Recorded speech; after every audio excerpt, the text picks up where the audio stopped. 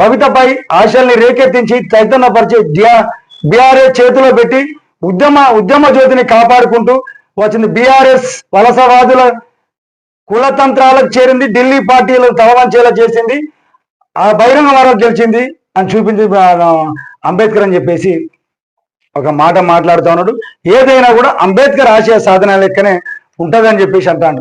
కానీ సార్ ఇక్కడ జరిగిన మీ పరిపాలన మాత్రం ఒక విషయాన్ని మీ దృష్టికి వచ్చిందో రాదో తెలియదు, కానీ అక్కడ మాత్రం రాజ్యాంగం ప్రకారంగా మీరు ఇచ్చినటువంటి రిజర్వేషన్లని మార్కెట్ చైర్మన్ లో ఒక వరంగల్ జిల్లాలో నర్సంపేట నియోజకవర్గంలో ఎస్సీ సామాజిక వర్గాన్ని నెక్కొండకు సంబంధించిన ఎస్సీ సామాజిక వర్గానికి మార్కెట్ కమిటీ చైర్మన్ వస్తే దాన్ని ఫుల్ఫిల్ చేయలేకపోయినటువంటి చరిత్ర టిఆర్ఎస్ పార్టీ హయాంలోనే జరిగింది.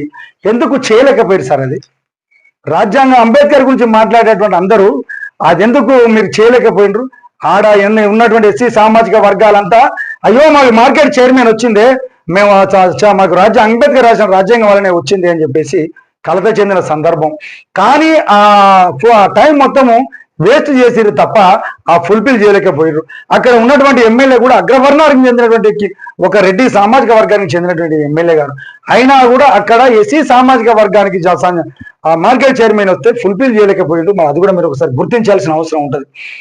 ఇంకోటి సార్, మీరు ఈ 27వ తారీఖు నాడు ఎల్కతుర్తియ ప్రాంతంలో భారీ బహిరంగ సభ ఏర్పాటు చేస్తున్నారు.